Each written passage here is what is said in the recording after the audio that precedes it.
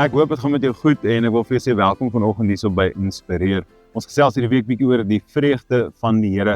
Hoe lyk daai vreugde? Maar meer as dit, hoe kan ek en jy dit uitleef en hoe inspireer ons ander mense om ons om met dieselfde tipe vreugde en ek wil sê Christus na te jaag om daai selfde tipe vreugde te ontvang. Nou vandag wil ek graag met jou deel uit die woord uit, daar's in Romeine 15.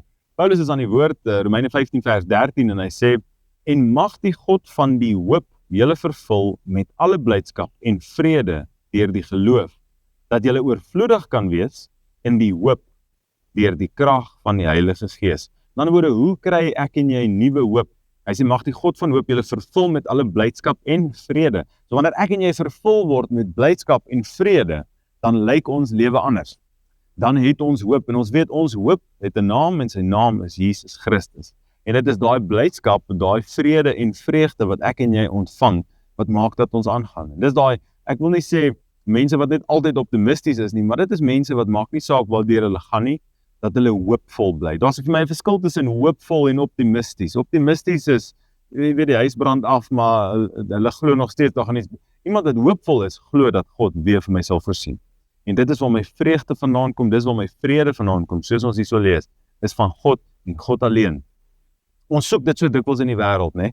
Daar's soveel mense wat dink dat as hulle meer geld het, as daar net meer van sekere dinge in hulle lewe is, dan sal hulle vrede en hulle vreugde meer klim.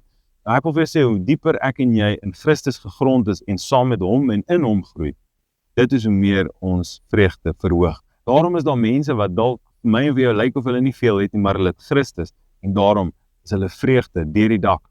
En daar's, vir die res van jou lewe kan jy vreugde soek in alles op aarde, maar dit nooit werklik kry nie. Daar's mense wat dit hulle lewenssoeke maak om net gelukkiger te wees, maar dit eindig altyd op 'n plek van hartseer omdat hulle nie Christus het nie.